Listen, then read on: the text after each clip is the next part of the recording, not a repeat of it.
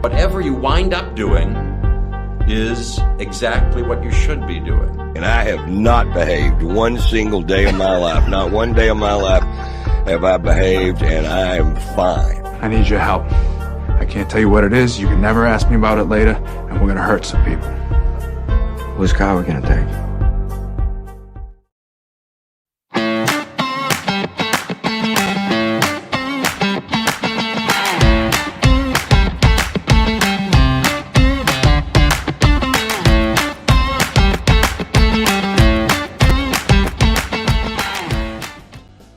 Hello. I hope your Wednesday hump day is going well for you. This is the Nikki Medoro Show live on YouTube, starting at noon Pacific or anytime you want on replay. Thank you so much for joining us. I'm very excited about our guest near the top of the show right now. I will be speaking with teacher Melissa, Maestra Melissa, as she is known on Twitter. She is a Wisconsin teacher who had to tell a class of students, first graders, that they could not sing Rainbowland, a song by Dolly Parton and Miley Cyrus that is about love and acceptance. And so I'm very excited to speak with Melissa Temple about how that conversation happened, how the outrage even happened, what's going on, and then just to kind of see what it's like to be a teacher and a self-described activist in Wisconsin, which, you know, if you look at the political makeup, it has kind of oscillated back and forth. Is it truly purple? Is it still solidly red? What is it like to be out there? And so we'll be having that conversation about 7 minutes or so right here on the Nikki Medoro Show. Also, did anybody watch the Frank Sommerville interview on KRON 4 last night with Pam Moore? Exclusive interview. We'll play a couple of clips. I think it's important. Obviously, if you're from the Bay Area, you know Frank Sommerville. I love following him on social media. I was really sad to see him not on the news anymore.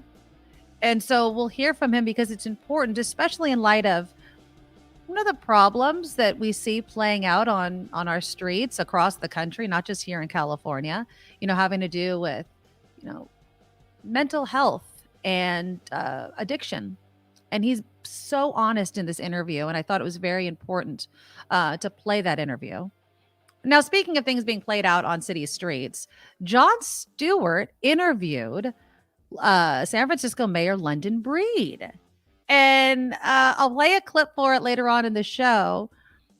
And it has to do with the city's reputation.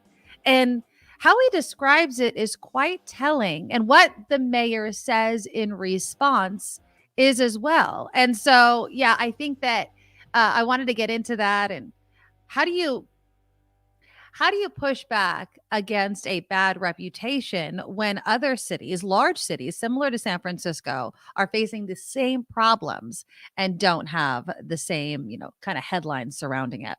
But before we get to all of that, will you please click that thumbs up button?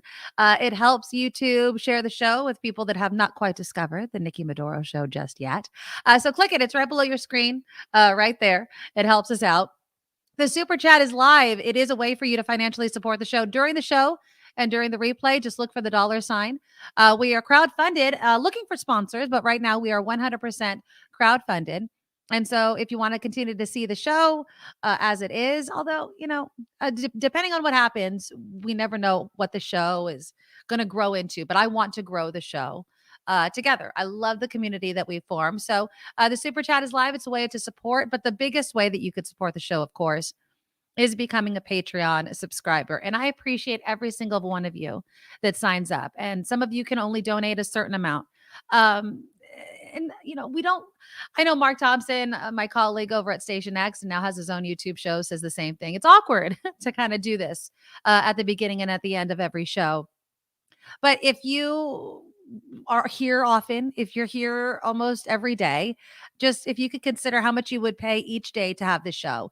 If it's $1, then maybe kick down 20, 25 bucks a month on the Patreon, if it's worth that to you. So just kind of consider, just the daily impact that you can afford, and consider joining our Patreon crew. I call you guys my Medorables, and I love each and every one of you. Just go to the NikkiMedoroShow.com.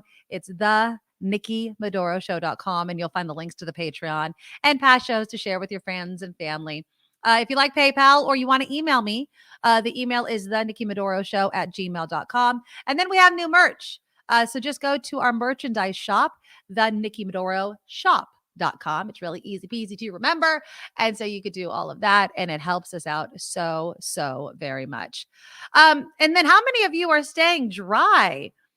Who thought that the storm was supposed to end already today? It's crazy. I don't know if it is in your neck of the woods, but the last time I looked out, it was just steady rain.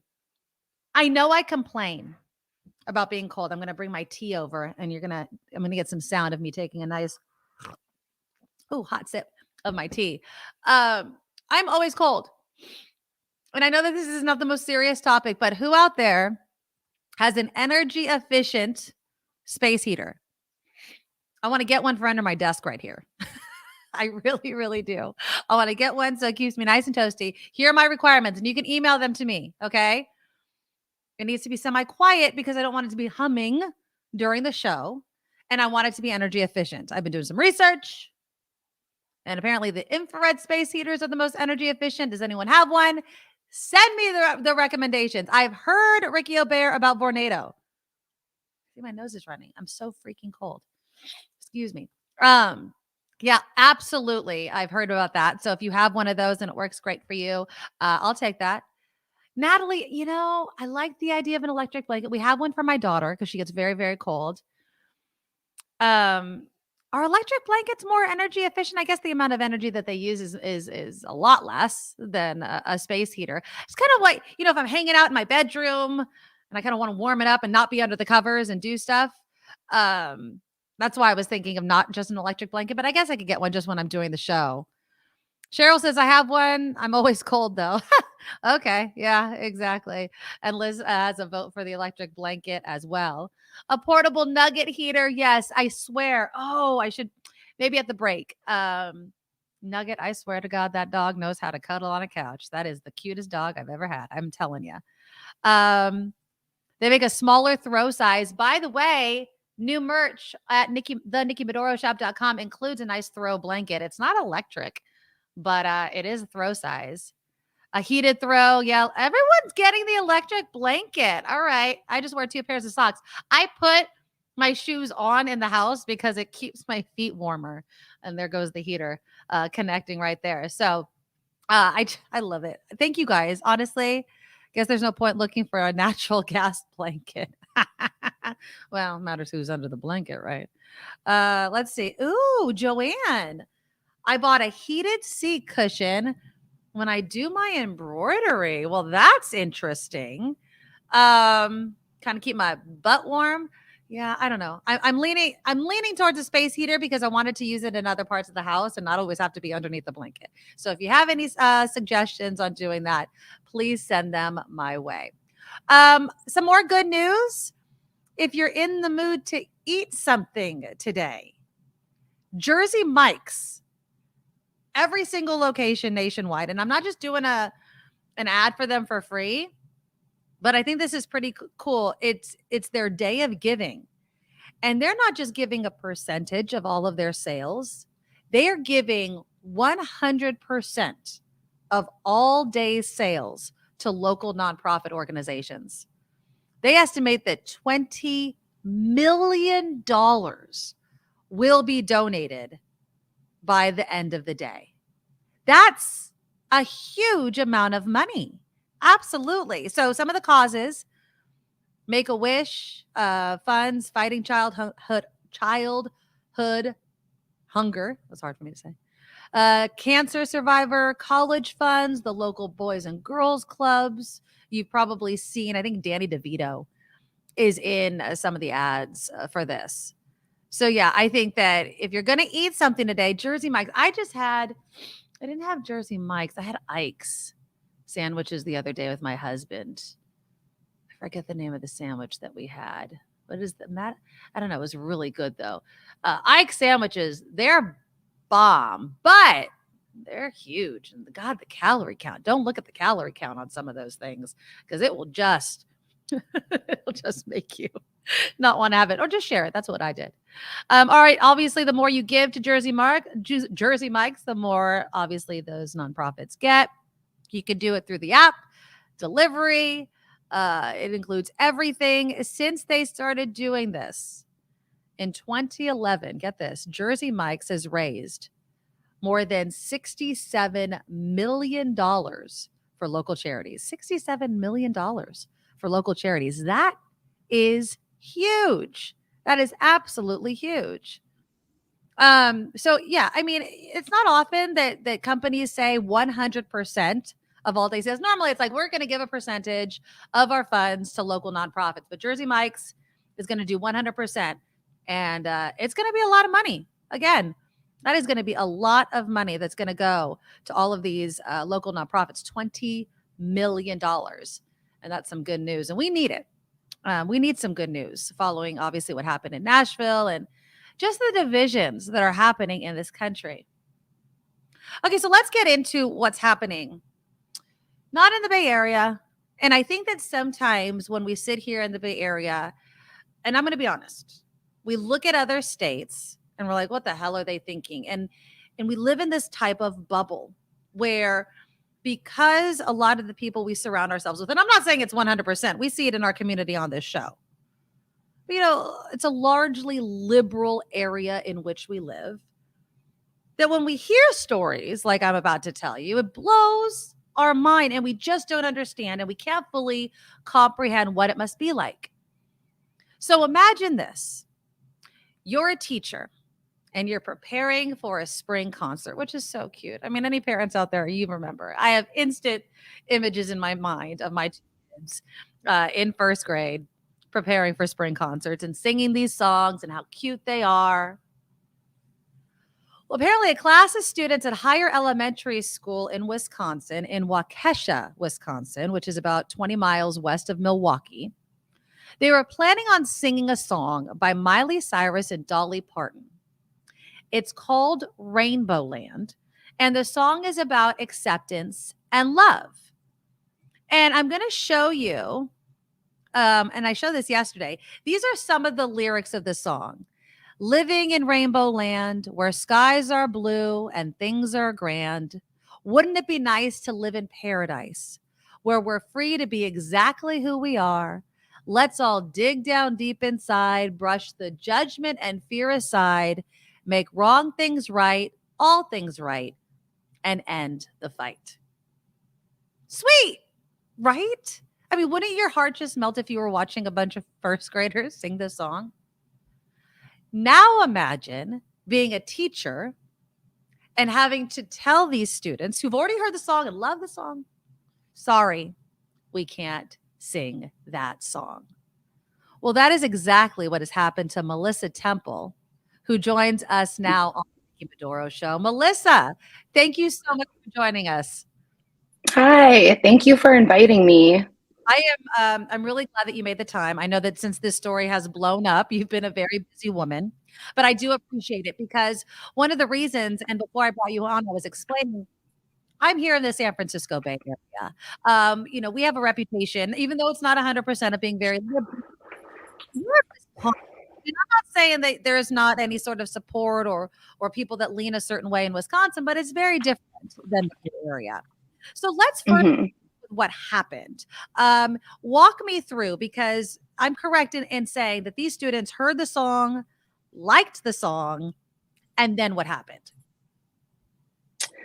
Well, if you don't mind, I can back up even from before that. Yes, please. Because starting last year in August, a couple days before school started, so it wasn't even when students had arrived yet, we were having professional development days, and we received an email that was from the superintendent, who is the same superintendent we have now. And it stated that we weren't allowed to have any signs in our classrooms that would be quote unquote controversial. Our school board policies don't enumerate exactly what controversial means, just that's the only word we have. So the examples they gave us were signs that said Black Lives Matter, signs that said thin blue line, and then the one that just blew me away was anti-racist classroom. So I'm not allowed to have a sign in my classroom that says anti-racist classroom. Apparently, from what I've heard, that's one of the words, along with like CRT and all that have been going around as being anti-American or something like that. So those signs were banned. Then later that year, some teachers were told, because of that directive, we couldn't have rainbow flags in our classrooms. And one teacher decided that she wasn't going to take her flag down, and she was ultimately suspended last year for a day without pay. She even appealed and did not win the appeal, even though the policy doesn't say anything about rainbow flags, and nor did the email that we received.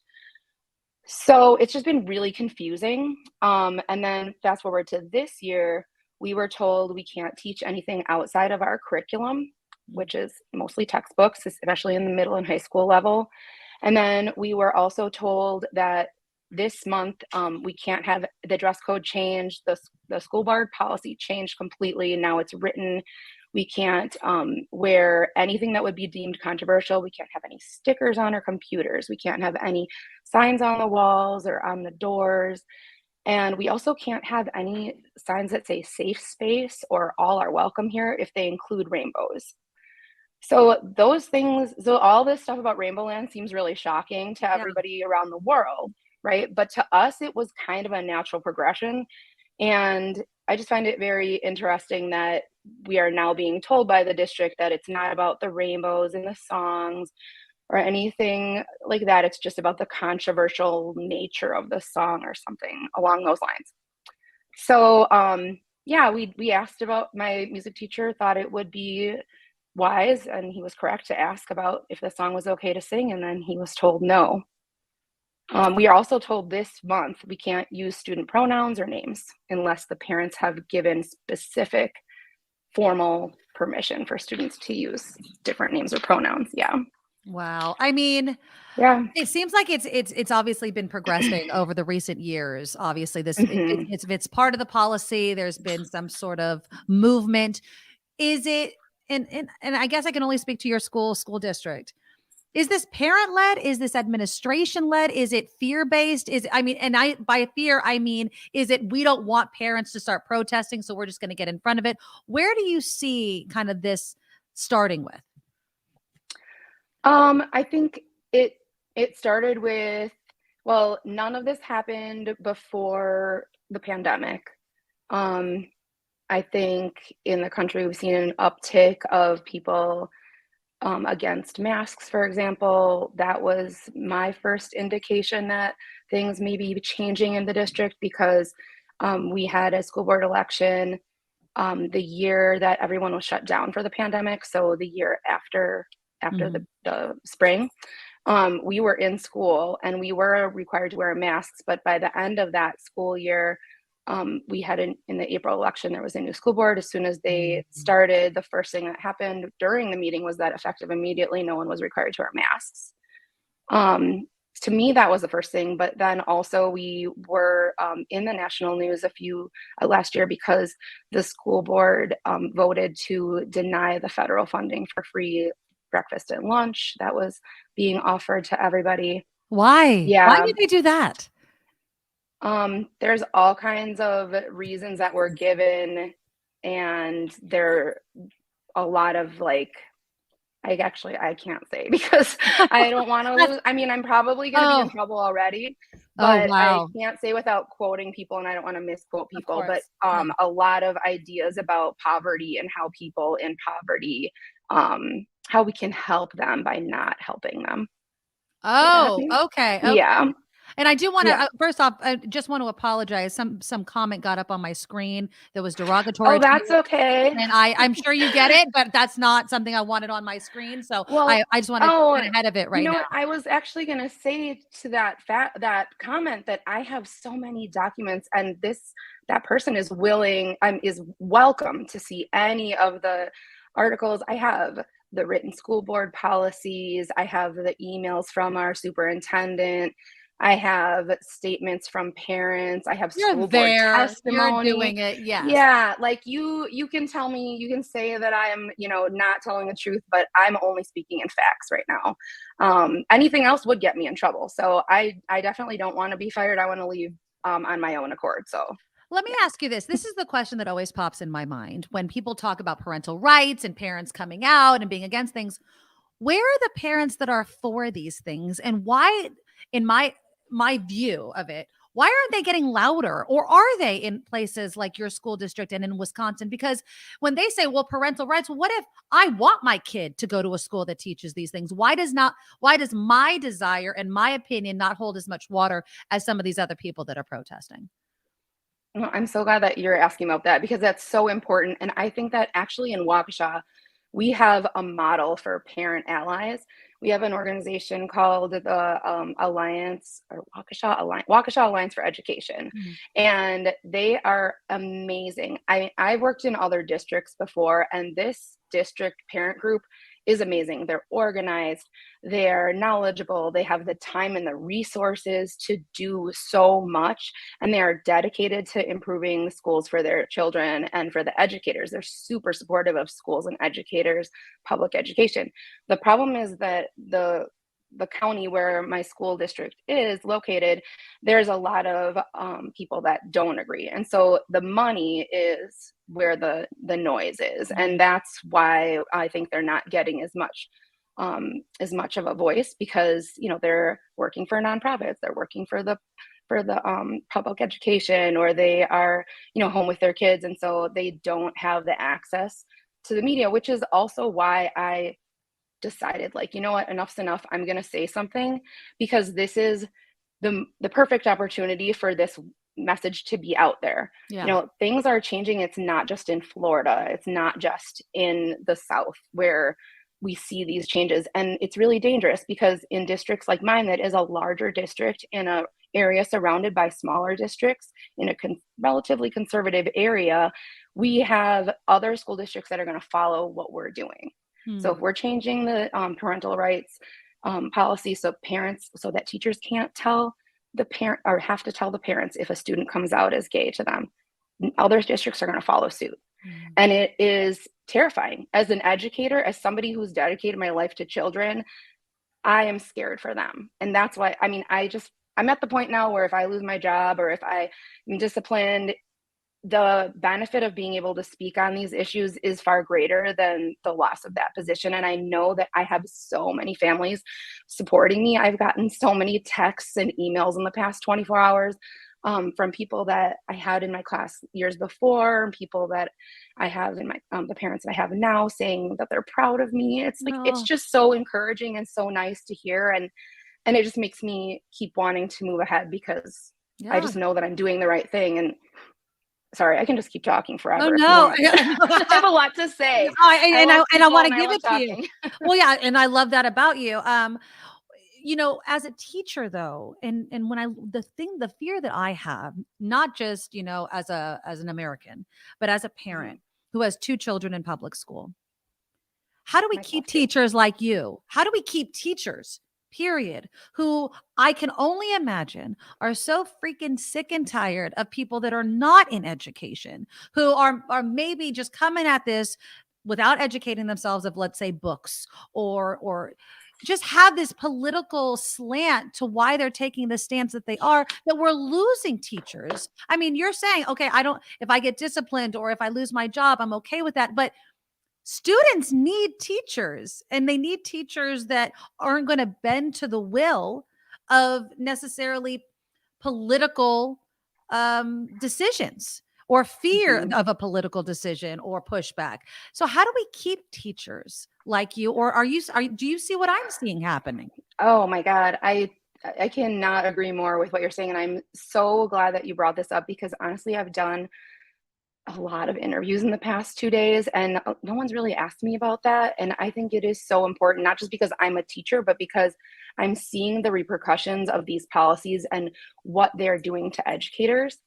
And it is heartbreaking. I have friends who are not doing well. They're teachers, they're running GSAs, they're working with students, and they're not allowed to put a picture of their partner and themselves in their classroom. They're not allowed to talk about what they're doing on the weekends. But not only that, they're not allowed to see a rainbow in their building. And so how does that feel when you previously saw something like a safe space sign and now it's not there? And that's also how kids are feeling. I mean, how deeply that can traumatize a person when they're going into an inhospitable workplace. Talk about toxic. And they're not doing well. And believe it or not, there are a lot of educators that identify as queer.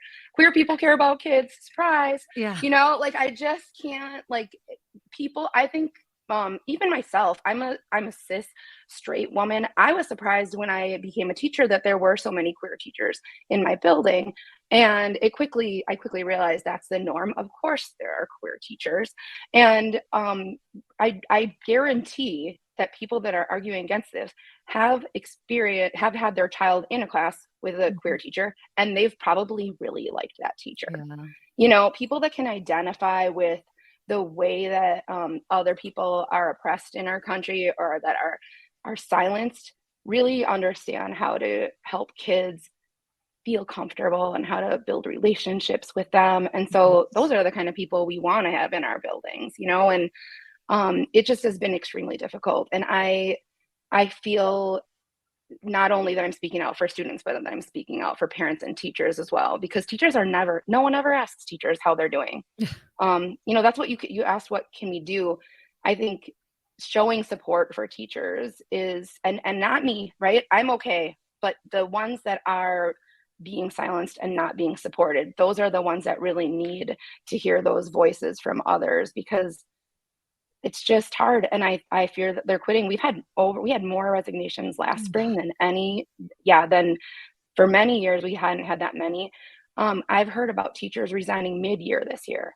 I heard there's one teacher that's leaving right after spring break. This week is our spring break. So it's not a big district. Yeah, it's not. They're done. And leaving in the middle of the year is unheard of. Teachers don't do that unless the conditions are extremely bad or there's some kind of a medical emergency. How do we in a state like California help? Or does the support of liberal enclaves like the Bay Area, you know what I'm saying? Like, they're like, oh, that's crazy California. That's the insane Bay Area. Look what's happening over there. It's drug homeless. They have no moral, you know what I'm saying? Like, bad reputations. Believe me, we were well aware of it. How do we help you? Because we could see this growing even here, even at school districts in California, Northern California, it's happening. So we know we're not immune to this. Right. I know. I actually have a lot of family in California. So shout out to Max, my cousin, and my cousin Daniel. They're all there in the Bay Area. And good. I love it out there. And actually, we were there the year that marriage equality was legalized, and we were there for Pride. It was super fun. Anyway, so just a shout out. I love you guys. And I also love that I can blend in as a mixed Asian person there. There you go. Because believe it or not, I'm going to stand out like a sore thumb with my pink hair and my Asian face as soon as I go back to Waukesha. I don't live I live just outside the city of Waukesha. But anyway, so I think that really just listening and making sure that you're paying attention to school board elections is really, I think people don't think about school board elections. That's like the lowest tier of politics. That's where we're really getting slammed. People are running for school boards, and then they're picking up the pace and moving on to other elected positions from the school board. That's a really big, jumping off spot for politicians. And just being aware that this can happen. This is happening in Waukesha. But not only that, I like to add, I used to work in Milwaukee, and it's the largest urban district in the state. We didn't have in our district's non-discrimination policy, we didn't include gender identity or gender expression until just about 5 or 6 years ago. Yeah. Oh, wow. And we have an organization here called G-Safe that actually reached out to me because they knew I was an ally. And we organized a group of parents and teachers and community leaders to really press the school board to make that change. It took us 4 years to change in Milwaukee. Whereas we watched littler districts where they don't have as much of the bureaucratic tape and the like people talking about God and going to hell, like we didn't have as much of that pushback in other places in Wisconsin. And so we watched as one by one, all the school districts started to enumerate their non-discrimination policy to not only include sexuality, but gender and gender identity and expression. And that didn't happen in a large city. So I think it's important to know that sometimes it works the reverse way. And things are harder to do in larger, more progressive places just because there's more voices that can cloud and more red tape, Yeah. Before I let you go, one question that I'm seeing a lot in the chat is, and let me just throw it up. Copper says, I totally get where the teacher's coming from, but honestly, when I was in elementary school 50 years ago, we had none of those things in our classroom and we were okay. Is there this kind of mentality of like, look, we're not saying yes or no, for or against, it just doesn't need to be in the classroom. What do you say to that mentality? Well, I wonder if that person would like to go back and live in the United States 50 years ago. I mean, good point. That's, we were trying to make progress. And if you ask somebody that is now identifying as trans or queer and how they felt in schools 50 years ago, I think you're going to get a very different answer. Yeah. That's just not it's a good question, but I think that you need to look at different perspectives instead of just your own. Exactly. And I think and that's exactly right. It's that we're listening to other marginalized or traditionally marginalized groups, and we've given them a voice. And now we're saying, nope, we want you to be quiet again. And we just can't do that. Yeah. We can't get people back in the closet, and we want people to be who they are. And we just want to accept them. And that's why it's so disappointing that song, to go back to why you're here, this song is all about love and acceptance. Is it true that they were going to ban Rainbow Connection too? Yeah. And it's conveniently been left out of their press release. We were told at the end of the day after we couldn't sing Rainbow Connection either. And then that was quickly reversed to the following morning. But I do also have evidence of that if anyone wants to see. If that guy wants to see the evidence. Melissa Temple, Thank you so much. First grade teacher. I so appreciate it. I know that you have been like making the rounds, but I wanted your voice on my show. I appreciate you. We'll be following the story if there's any updates. If there's anything we can do here in the Bay, you have my contact information. Please let us know. And good luck out there. Honestly, good luck. Thank you so much. I am busy and I wasn't going to have time. But when you said that, the news this week was really sad, I thought, you know what, I'm going to I just got to come and help. You just sound so sincere. And thank you so much. I really appreciate it. I love all that you're doing. Thank you, Bay Area. Thank you. And tell your students we love them too. And thank you. Thank you. I will. All right. Thank you. Bye-bye. That's Melissa Temple again from Wisconsin. And let's welcome Kim McAllister, who is under the weather still, but she's an amazing teacher, Kim. And I just wanted to have her on because it's one of those situations where she is the teacher that we want in the classroom. Yeah, she is. And we can't have her. Well, we have her in Wisconsin, but they're shutting those people down. She's the teacher if you have a trans kid. Mm-hmm. This is the year your trans kid feels like a human being for the first time, probably. Mm-hmm. If they're not getting what they need at home, this is the year where they actually get the love and support they need. And for so many kids, that's so critical. Not all teachers are like her. Nope, they're not. And again, she's at Higher Elementary School in Waukesha, Wisconsin. I said Waukesha. I'm not from Wisconsin. Waukesha, Wisconsin. It's about 20 miles away from Milwaukee. And she was amazing. And she had initially turned me down to come on the show. And then she did a little research on our show and she's like, you know what? And then I did say like, the news is just awful because of Nashville. Right. And she decided to come on the show and I really appreciate her. Oh yeah. And I also appreciate Clark Reid. Clark Reid's coming up in just a moment. Clark, I know we're running a little behind. Let's get some headlines from Kim McAllister. We'll get into some tech news. I'll read some of your comments as well. We have to continue to remind ourselves that it's different in other parts of this country. And so I'm so glad that we were able to get that teacher on to talk about what's happening in Wisconsin. All right, Kim with the news, and then tech news with Clark Reid next. Now, from around the world to up your street, the Nikki Medoro Show presents News Czar Kim McAllister. And this report could be sponsored by you. If you would like sponsorship opportunities and to learn about them on the Nikki Medoro Show, please give us an email at thenikkimedoroshow@gmail.com. There's a Quinnipiac poll out today. I've got a little bit more on it. This is showing President Biden in tight races with GOP candidates in hypothetical 2024 matchups. Biden would lead former President Trump 48 to 46% in an election rematch right now, according to this university poll from Quinnipiac. That's way too close for comfort in my book. In a general election between Biden and Florida Governor Ron DeSantis, Biden trails 46% to DeSantis's 48%. So interesting poll results. The grand jury investigating former President Trump is going now on hiatus for a month. That pushes back any potential indictment against Trump. And speaking of, I should say, so that we'll have to wait for an orange jumpsuit moment for him. Yes, the Senate is approving legislation to repeal the authorizations of the Gulf and the Iraq wars. Seems like kind of a little bit past the moment, right? But senators voted 66-30 to repeal the authorization for the use of military force for the Gulf War in 1991 and the invasion of Iraq in 2003. Senators argue putting an end to the AUMFs would signal support for Iraq, a strategic partner for the United States.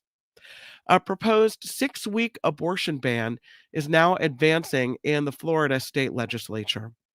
The Pregnancy and Parenting Support Bill passed its final state Senate committee and is scheduled to be heard by the full chamber tomorrow. The measure would ban abortions after 6 weeks in most cases. So bear with me for just a moment on this one because it's some video I have to show you. Actress Melissa Joan Hart says she helped children and teachers escape the Nashville shooting. In an emotional video that she posted to her Instagram, the iconic 90s Sabrina the Teenage Witch actress said her own kids go to school in a school right next door to the Covenant School where the shooting happened. She says she saw children running from the school and she stopped to help them. So I did want to share this video with you because it's pretty powerful what she has to say, what she came upon as she was going to her children's teacher conference. Let me see if I can share this with you right now.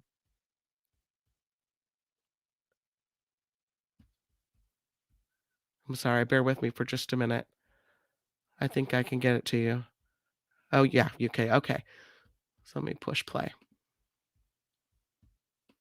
Hey guys, for those of you that know, I live in Nashville, and what's been going on here today, my kids go to school right next to a school where there was a shooting today, and we moved here from Connecticut, where we were in a school a little ways down from Sandy Hook. So this is our second experience with a school shooting with our kids being in close proximity. Luckily, we are all okay, but my husband and I were on our way to school for conferences, and luckily our kids weren't in today, and we helped a class of kindergartners across a busy highway that were climbing out of the woods. They were trying to escape the shooter situation at their school. So we helped all these tiny little kids cross the road and get their teachers over there. And we helped a mom reunite with her children. And I don't know what to say anymore. It is just enough is enough. And just pray. Yeah, she said pray for the families. Can you imagine seeing a class of kindergartners climbing out of the woods? Oh, it's just awful. I mean, the pictures of these kids, but again, it doesn't seem to change the minds of the people that can actually do something about it, sadly. No, but a kind of a harrowing story. Absolutely. And a story that's now touched her life at least more than once. Yeah. So thank you for bearing with me on that video. I thought it was important to show. So there is a rare species of beetle. There's that beetle. I know you wanted to see a close-up of that, right? A rare species of beetle has been named after former California governor and Oakland mayor Jerry Brown. Called the Bembidium brownorum, the beetle was last seen in the 60s, but was never named or described until one was found near a creek on Brown's Ranch in Colusa County. The beetle was discovered in 2021 by a UC Berkeley entomologist who'd been sampling insects near Freshwater Creek on Brown's property for more than 2 years. The beetle is brown and tiny, about 5 millimeters. It's still, though, larger than other Bembidian beetles. So that's the Jerry Brown beetle, we can call that. And lastly, another animal story for you. This is someone in Pleasanton missing their pet pig. She's hard to miss, though, because she's a 200-pounder. Police found her in the area of Dublin Canyon Road. They are asking for help reuniting Hamrietta with her family. That's what officers named her for the time being. They tweeted this picture yesterday showing Hamrietta being well taken care of. Anyone who knows where Hamrietta belongs is asked to give police in Dublin a call. Oh, I mean, that's a really cute pig. It's cute. I mean, how do you not notice your pig's gone? Or that, like, how does it get so far away? But I don't know how fast they run, I guess. I don't know where she came from, or, you know, hey, maybe she was escaping a cleaver. I don't know. Oh, don't say that. They said it was a pet. Didn't they say think a pet she's pig? a pet. It Well, looks like she's a pet. She looks like she's taken care of. It looks like it. Yeah. I'm Kim McAllister. This is the Nikki Medoro Show. Thank you, Kim, so very much. And please click that thumbs up button. It really helps the show. We're a bit late, but let's welcome our friend Clark Reid to the show. Clark, thank you so much. And Hamrietta, Clark. Hamrietta. Well, indeed. You know, at the last place I was at before Station X, our director of engineering, who's now retired, had 2 piggies. Really? Apparently, they're housebroken. You can let them out like a dog, and they'll go do their business out in the yard and come back in the house and everything. Yeah. A pretty smart animal, from what I hear they're clean too. That it's a bad reputation Yes. for dirty animals. Yeah. They're not. They're very clean. Well, that's what David said. And boy, that was touching with Melissa Joan Hart. That's just. I know. I drove right by that place. You guys don't know this. Before I moved to the Bay Area, I was looking at a job and applied for a job at a big station. One was a news talk and an AC in Nashville. Oh, wow. And I stayed with a friend who did mornings there. I was staying in his townhouse, and I drove past that school and church. Oh, really? So you're well aware of it. Yeah. And that's a really nice neighborhood. And I can believe those people are just absolutely stunned. You don't ever think it's going to happen in your neighborhood, you know, especially at a private school. It's just, it's a tragedy. But like we said yesterday, it's going to be more of the same. Oh, yeah, I'm afraid so. I'm afraid we're going to still see those AR pins on the lapels of Republican congressmen and everything. I don't get that, but I don't either. Let's transition, Clark. To yes, please. Let's talk about some tech news. Okay, so let's talk. It seems we talk about AI more and more each day. And there's some headlines from Google to even Elon Musk having concerns about AI. Yeah? Well, and that is accurate. Google is doing a good thing, I think. They're introducing some new tools to try to help mitigate climate change. They already have some to notify people about stuff like, you know, tornadoes and earthquakes and all of that. But this is a new system that will notify you about, you know, terrible heat waves. That's one part of it. And give you some ideas to mitigate your, you know, safety for that. They also have a tool that will help urban planners see. It's using a combination of satellite and drone video and all this kind of thing. See where all the trees are in an urban setting, like a San Francisco or San Jose. So you can see where you might need to plant more trees to help with shade and help reduce all of the reflected heat from the concrete. And the third tool is really neat because you don't think about this. Your roof probably has shingles on it. Mine has shingles. Well, most commercial buildings have a tar or a tar paper roof where they pour the black hot tar on top of it. And that just absorbs heat like a champ. And they have a tool that will help you spot those and do some work to mitigate, that with putting on like reflective roofs that don't absorb the heat, which we used to have a customer, an advertiser that did that. Put down this rubberized reflective stuff, and the 1, 2, 3, 4. You remember that? Yes, I do remember that. Those guys have some kind of a foam roofing that's a lighter color that tends to reflect the energy from the sun, and that way it isn't so hot. So Google's put out these tools, and they're coming out with more, and we're hoping that will, help alleviate some. Do you think the AI will be able to tell, because you were saying about the tree mapping and everything like that? I mean, when's the AI going to be like, that tree is about to fall? Good point. And probably, yes, if they can, map it over time and show it taking a little more of an anger. So that baby's about to go, call the tree surgeon. So it's with this storm that we've been seeing, Clark, we see so many of these trees going down, but on the, I guess the darker side of AI, of course, is what it's doing to, jobs, and some people are paying attention to that. And Elon Musk and about 1,000 other people sent a letter to the people that make ChatGPT saying, could you back off on the next generation of this stuff for about 6 months or so while we kind of examine how this, is affecting things? Because there was a study done by Goldman Sachs, a big investment banking company, that shows that over a 10-year period, the AI is going to add 7% to the annual gross domestic product. And that's the good side. Okay. The bad side is it's going to affect about 2/3 of jobs in the U.S. and in Europe. And doesn't mean it's going to get rid of 2/3 of the jobs. Let me put that out right away. But they say in a lot of cases, it'll reduce the workload by like 25%. But it's not like that's a benefit to us. You tell me that my workload goes down by 25%. I go, awesome, my day gets easier. But that's not how it's probably going to be. Yeah, well, and they say ideally this will free up time for employees to do other tasks that use more brain power. But that grubby employers are going to use it to cut people back to 30 hours a week or to part-time and everything. That's the thing that is the most scary, and that's what people are worried about and picking up on. They say about 63% of the U.S. workforce would be affected by this kind of AI getting involved in your jobs. About 30% really pretty much never will, because they do physical or outdoor jobs, and that AI and you can't do that. You're not going to replace your plumber or your electrician with AI. It ain't going to happen. God for that. I have an electrician in this house. That's right, man.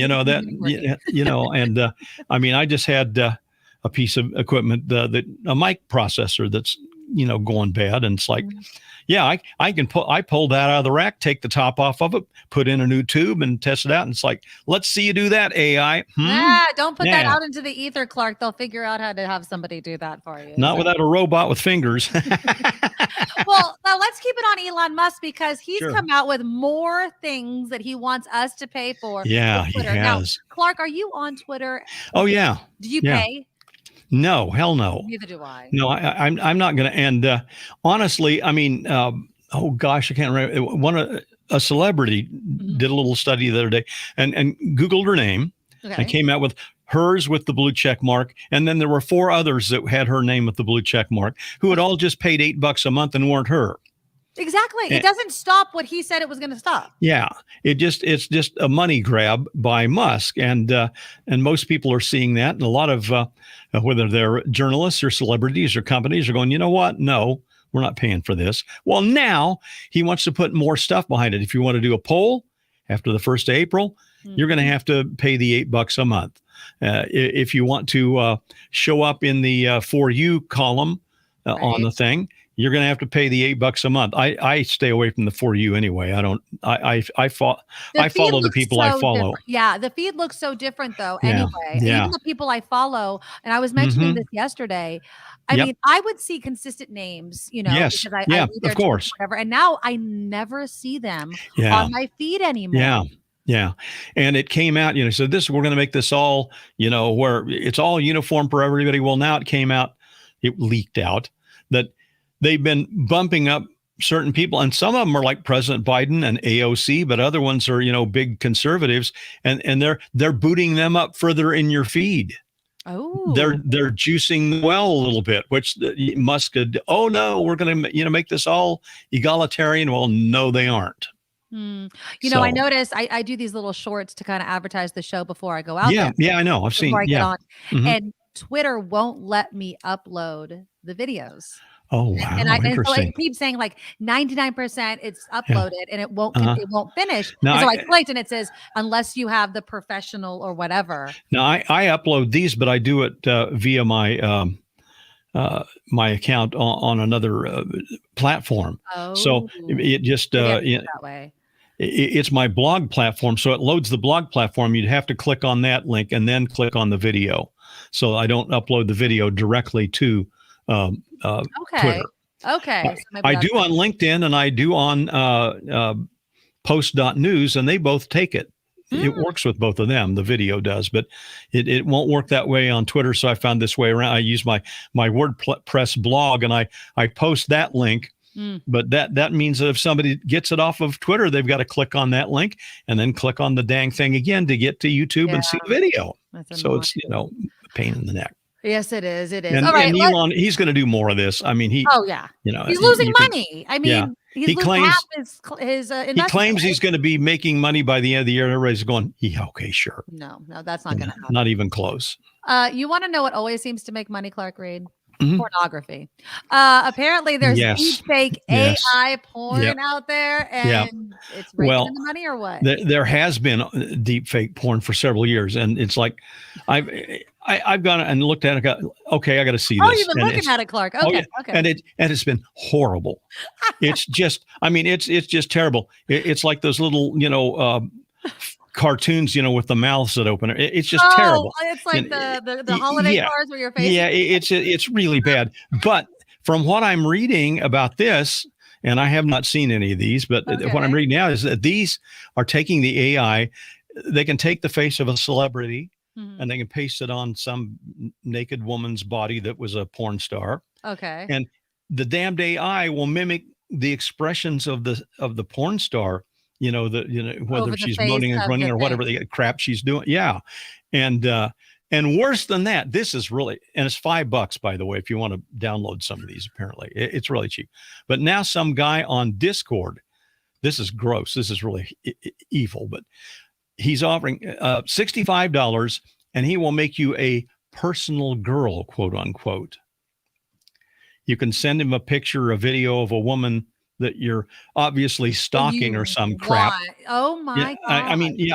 Not your wife or your girlfriend, because who would do that? I mean, it's going to be stalkers, and and he'll send you a goddamn 5-minute video, excuse my language, of which is just evil as hell. And I mean, where does that fall with revenge porn, though? I mean, taking my image that you may have, giving it to somebody, and then creating pornography out of it. And with the AI, they can do this and make it look pretty damn real, apparently. Now, again, I haven't seen it, but what I'm reading is it looks really pretty real. Oh, geez. And that's just... like we have anything else we need to worry about. That is anyway, ridiculous.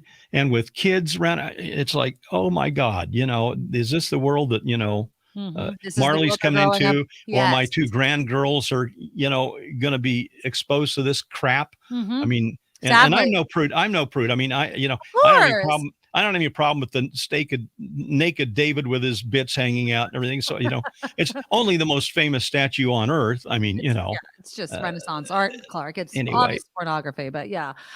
Oh my God. It is, the technology is going so much more quickly, whether it's ChatGPT or deepfakes, and it's just awful. It really is. But wait, there's more. Oh, great. Oh yeah. What is that?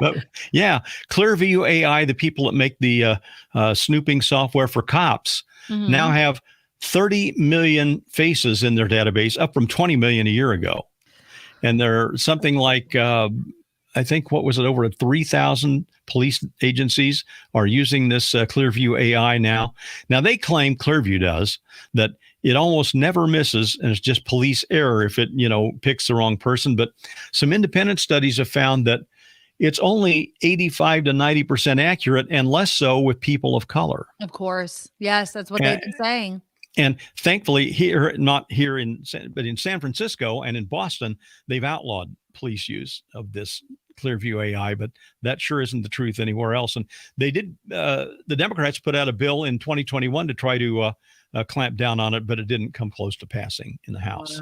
Wow. I mean, it's just, I mean, I think that if people and their eyes can misidentify people, and then they're writing the AI and then they're creating this technology, I mean, of course it's going to have mistakes, and people's freedoms can be taken away because absolutely, because they pick up the wrong person, and And then it's an act of Congress trying to get your tail out of jail and convince them that it's not, because, a computer did. Yeah. But then the repercussions are done. You might have lost your job. I did a naughty thing years and years and years ago when I was in the car business. I had a very rudimentary computer. We had to go in and ask for a raise in our credit line at the car dealership. So I just typed in the numbers, put them into this thing, and took it to the bank. Oh, this is great. Okay. And they gave us the thing. We leave the building, and my dad, who was completely clueless about it. So what did you do? I said, I just inflated the sales for the rest of the year by 10% and the cost by 5%. and he laughed all the way back to the dealership. He said, oh my God. And I said, yeah. And they bought it because it came from a computer. I knew they would. Oh my God. The computer says this, so it must be right. It's like, and of course, we had no freaking idea how much we were going to make from month to month. Nobody does in that kind of a business, in a retail business. Wow. It's a guesstimate, but they just took it as face value. And we thought that was pretty hilarious. So computers have come a long way. They definitely have. Before I let you go, Clark, the latest on Silicon Valley Bank being picked up by First Citizens Bank. Do you think that this is going to be kind of the thing that calms everything down, or is there still a lot of concern about more banks failing? So far, it's kind of put a calm over things, and we'll see how that holds together. But they were really afraid if they hadn't gotten this deal done that it was going to shake up the whole banking world. Now, there are some banks over in Asia that are still kind of rattled about things. But it seems like here, for now at least, things have calmed down, and First Republic got a cash injection, pretty big one, like $80 million or something. And so they're cool now. So hopefully things will be okay. But some of them, like the Signature Bank back in New York, those people had bought a ton of crypto. They had $16 billion in crypto, which was at like 70,000 for a while and then dropped to 19,000. Well, my God, nobody can do that. And that's just a dumb investment. It's like bankers doing that. and it's kind of what Silicon Valley Bank did. They bought a lot of bonds. Bonds are very safe, much safer than stocks. And they had a huge portfolio of bonds to kind of balance out all of the loans they had to Silicon Valley, startups and everything. But then when interest rates went up, they're holding bonds at 1% and interest rates are at like 6.75 and they're screwed. Yep. And then people were taking out all their money. What surprises me though, Clark, is the headline that's like, there was a run on uninsured accounts, people pulling their money from them. Yeah. Do you, and maybe I just missed the explanation. What led those people to do that? Was that solely the interest rates and them being like, I need to pull my stuff? Well, maybe and maybe not. I'm trying to think of the, the guy that was one of the investors in PayPal with Elon, and he's a libertarian, Peter Thiel. He apparently went on Twitter and warned a bunch of his, clients and everything, hey, you better get out of here. And it was somewhat Twitter driven for that reason. A bunch of those, investors went and dragged out like $40 billion, and no bank, they couldn't have sustained that. They're not big enough. I mean, they're like $100 billion bank. I mean, that, just about shut them down. So that it was somewhat Twitter driven, interestingly enough. That reminds me a lot, even though it's not even close to the same thing, but the whole GameStop thing, remember? And how online people just talking about buy the stock. And that's kind of how this market type of works. If it's based on emotion and getting people to do things at the exact same time. And sometimes it's good and sometimes it's really, really bad. So, all right, stuff. Clark Reid, we really appreciate you coming on, talking tech news. We will talk with you next week. Thank you. All righty. Talk to you then. Take care. Bye-bye. And that, of course, is Clark Reid, clarkreid.me. And I know it's another website, too, as easy. I'll have to get the link on that as well. But he does a blog. He posts videos. So he's a great guy that knows all the tech news and explains it in a way that we can all understand. Okay, let me give some thanks real quickly before we get to Kim's news. I'm going to give some shout outs to people. And it's only because I keep my email address or my email account open, and I've been trying to do more of that. Thank you to Jim, who bumped up his Patreon donation to $40. Thank you, Jim, so very much. Also, Lori, she bumped up her Patreon donation to $15. We don't like, obviously begging, I'm putting that in quotes, for money, but we're completely crowdfunded at this point. Although we are, of course, looking for sponsors, and you can email me, the Nikki Medoro Show @gmail.com. If you know somebody that wants to maybe sponsor a segment, Maybe you want to get something going for a few months. Let's talk and make sure that it's mutually beneficial. But the number one way of supporting the show is through our Patreon right now. And so if you want to become a Medorable, just go to thenikkimedoroshow.com, thenikkimedoroshow.com, and you can donate there. And again, I ask you just to break it up by days when you watch the show. If you watch every single day, that's 20, sometimes 22 shows in a month, if you're not counting the weekends, of course. How much would you pay each day for a show? And maybe, hopefully, you'd be able to afford that as a monthly Patreon donation. The Super Chat, of course, is also live for people to throw some money our way that way. So let's give some shout outs. William, with a $25 donation. William, thank you so very much. He writes, I love the old KGO crowd. Thank you so, so much. Cheryl, I see you in the chat all the time as well. A super sticker for $20. Thank you. And a big kiss to you as well. And a big kiss to Pamela with a $20 super sticker. You guys are awesome. And I really appreciate it. Kim appreciates it. And yeah, so it's really great. If you want to buy some merch that you see behind me, there's new stuff up there. TheNikkiMedoroShop.com. Okay, after Kim's news, I do want to play you some clips from Frank Sommerville's interview with KRON 4. It was an exclusive interview with Pam Moore. It's very interesting. Obviously, he wasn't going to give it to KTVU, which was his old channel. He was suspended. You'll remember he got in trouble. One, people thought he was drunk on air, right? And he explains that. He explains what was going on in his life. And I don't think that is why I want to share more of the interview. They posted the extended version online. And it's important to hear and see Frank Sommerville explaining himself. And I think that some of us may see ourselves a little bit in what Frank Sommerville has gone through. And as somebody that's been part of the media for 20 plus years, it's a tough gig. It really is tough. And when you are kind of the face and when you see things all of the time, it can be hard and it can take a mental toll. The people on your TV or on your computer screen are human beings with human emotions, and they're going through their own personal struggles. They have their own personal lives, and it can be hard to remember that at times. So I want to play it, and I'm not trying to exploit Frank. Obviously, he came through with this interview with KRON 4, and I think it's important to hear. I really do. And again, Chris, thank you so much. Tell your friends about this show. It really does help us out. And then I'll also play a little clip of Jon Stewart, because Jon Stewart was interviewing San Francisco Mayor London Breed. Interesting exchange regarding the reputation of the city by the Bay. That's all coming up after Kim's news. Oh, here's the news. Now, from around the world to up your street, the Nikki Medoro Show presents News Czar Kim McAllister.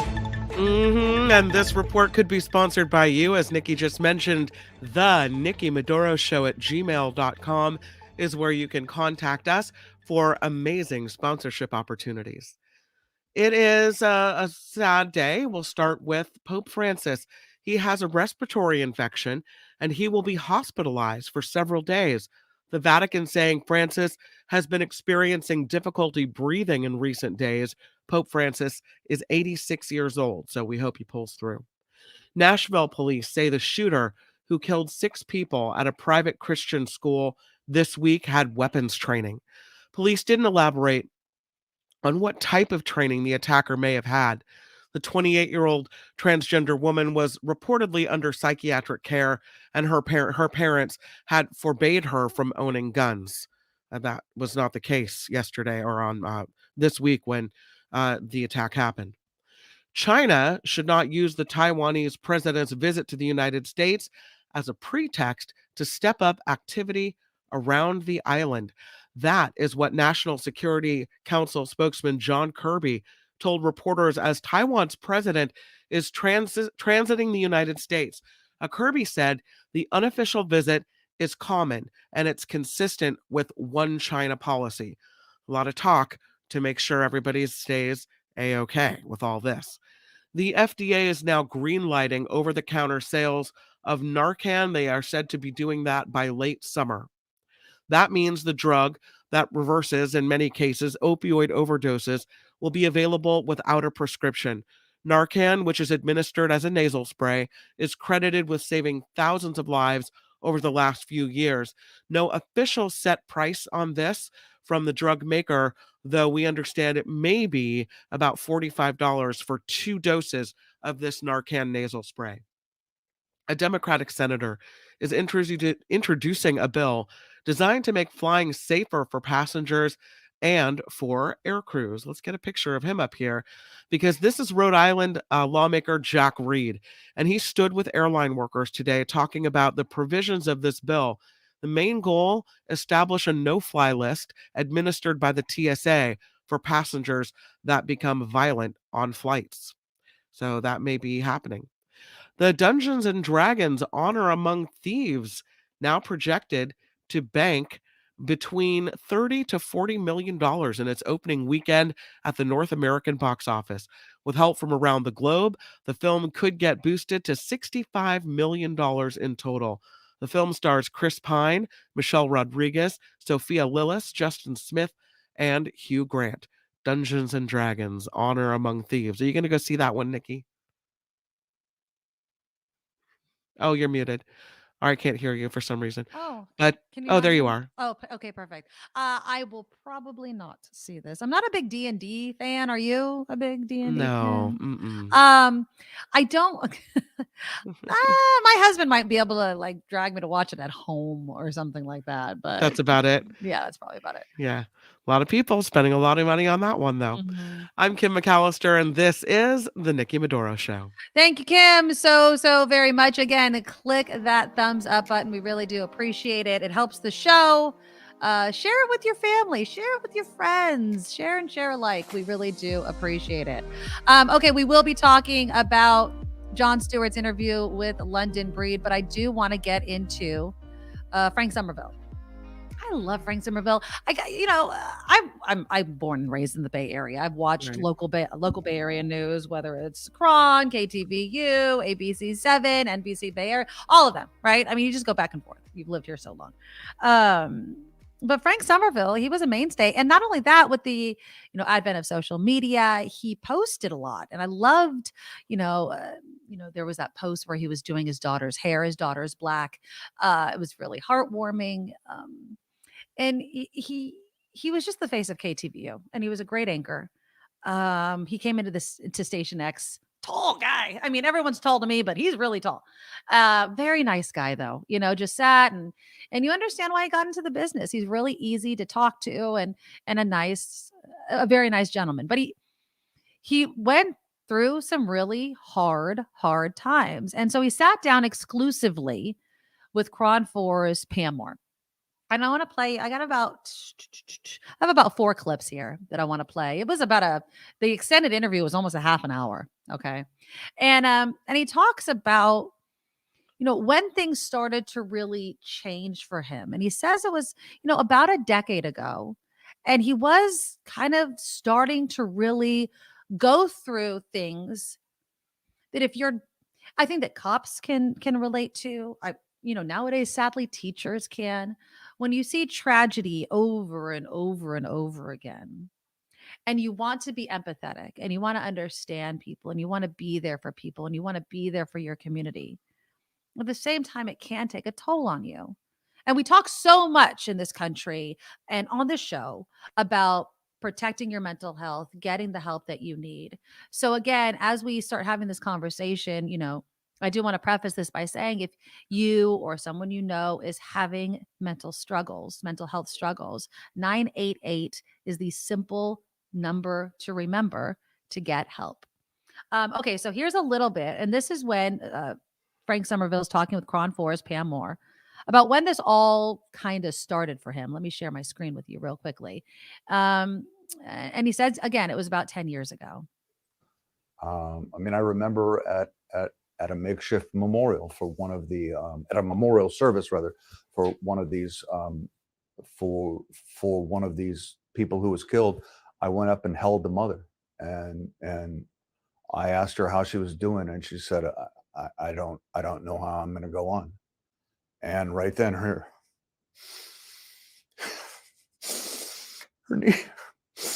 knees buckled, and I was the only thing holding her up.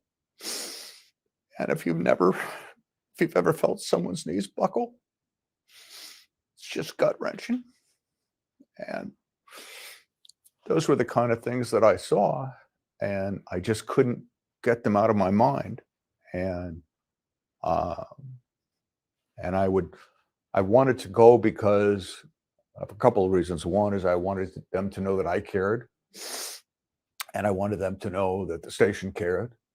But I knew I had a big following on Facebook, and I wanted to share their stories so that people knew them as a human being, not just number 48 was killed in Oakland last night.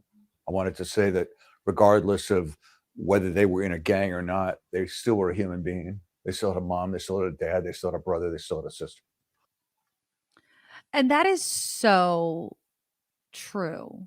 I think, I'm just going to be honest, as someone who's worked in newsrooms for years, there comes a point, and you guys can be, offended by what I'm about to say, but it's true.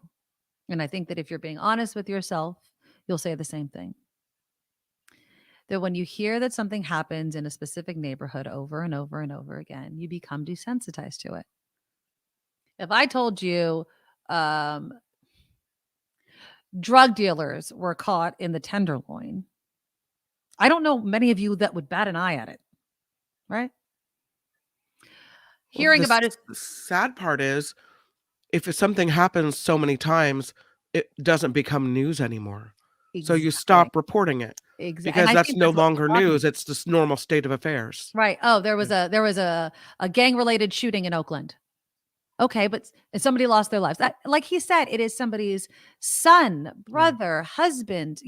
It's a person, and the circumstances surrounding how they ended up in that situation or lost their lives is secondary to the fact that they were a person, and we should care and we should tell the story. And so, but it was taking a toll on Frank Sommerville. It was, and so he talks about how his mental health was getting worse, and as happens sometimes is you start to self-medicate. And that's exactly what he did. Here's some more from Frank Sommerville's interview with KRON 4's Pam Moore. Anxiety and depression.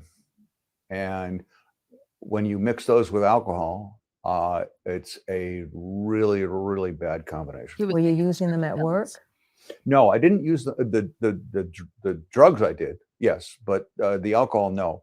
The time when I slurred on camera was actually, it's been reported that I was drinking. I actually wasn't. What I was is I took Ambien to go to sleep, and I mixed up pills that I was at home ready to go back to work for the 10 o'clock news, and I was taking what I thought was one of my prescription drugs, and instead I took 2 Ambien, and these were high-powered Ambien. And when you take 2 of those, which normally I would only take 1, that was my prescription, but I took 2 because that was my prescription for the drug I thought I was taking for anxiety or depression or whatever. So now I'm on 2 Ambien, and you're almost comatose when you do that. You're almost comatose when you do that. And he went on air. He was on air, and they pulled him, if you remember, in the middle of his newscast. And then, of course, the news breaks. I'm talking about it. It's in the newspapers. And I wasn't talking about it to be, to exploit him. It was one of those stories where what's going on with this, basically a journalistic icon in the Bay Area. Well, you wonder why no one caught that before airtime. If he took 2 Ambien and he was wandering around, stumbling around the newsroom like a zombie, someone probably saw him acting a little strangely before the 10 o'clock news began. What was interesting was Pam Moore, had kind of made it, and I don't have the clip right now, but she said something to the effect of, when you're an anchor, not that you get away with things, but you're kind of catered to a little bit. Okay, get on. Right. You know what I mean? And so maybe, this is all speculation, maybe it was something like that. Like he was okay. And I can only imagine he popped it and right before he went on, or right before he went to work. So, and I don't have any experience with Ambien. Me neither. So I don't take anything like that. But maybe there was a lag time. Maybe this was, something that he thought he could handle, and he was really acting and trying to get through it. Who knows? But it gets worse, and his drinking gets worse. And then, of course, he gets that DUI. And here he is explaining that. Why? It was Christmas time. I was away from my family. Didn't see them at all over the holidays. And it was just a really sad time. And so I got trashed. There's no other way to say it. I got trashed in my apartment, and I wanted to go to Taco Bell, which is 2.5 blocks from where I live. And I made the idiotic decision to drive when I had absolutely no business at all to drive. And I hit some guy going between 8 and 12 miles an hour. Wow. Who was stopped at a light. And he got out of his car, and then I pushed his empty car, across Broadway and into a pole. And I totaled his car, but again, he wasn't in it, but I totaled his car and caused a hell of a lot of damage to my car as well. I have absolutely no recollection of the accident. He has no recollection. That's pretty scary. Accident. And, hey, but he was on the way to Taco Bell, Nikki. I know, and the sad thing is that, not that we've all been there, but you can imagine it, right? Oh, you know what sounds good right now? You're trashed. You're drunk. Maybe, I don't know if he's high on the prescription drugs that he's on. Couldn't you have walked it, right? I mean, it's like, couldn't you have walked the 2.5 blocks or whatever it is? But he didn't. 8 to 12 miles per hour. That's not that fast. Mm-mm. And then continues on, and it's just so embarrassing, for lack of a better word. RJ, put that back up. What RJ says, as someone in recovery, it sounds to me like he's playing whack-a-mole with his feelings and moods. I hope he embraced complete abstinence and is working some type of program. The reason why I wanted to read that is because of this last clip that I have. And this is what I kind of wanted to talk about, especially if you've gone through recovery or are going through recovery, is the admission. When do you admit that you have a problem with something? Now, again, he's gone through a divorce. He misses his family. He's been caught on air high on prescription drugs that he mixed up. He got a DUI where he totaled somebody's car. I mean, these are the things that has happened to him. And so Pam Moore, is basically asking him the question that I think a lot of us have, which is, where are you emotionally with your sobriety? And here we go. Addicted to alcohol? With alcohol? That's a very interesting question. Really, the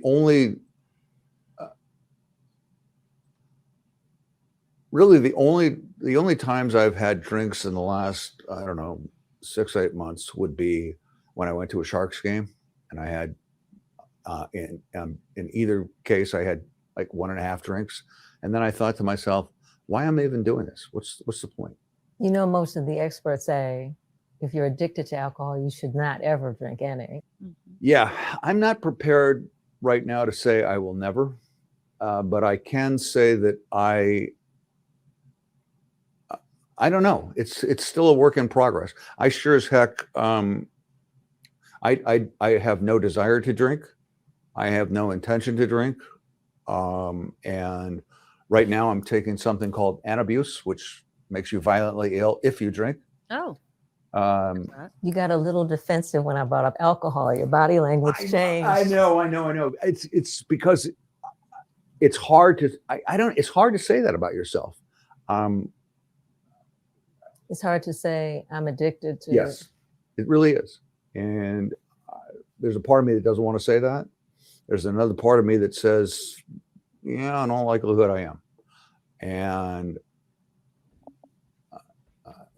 I guess I'm not ready to go quite that far yet, but yeah, I guess when push comes to shove, I probably am.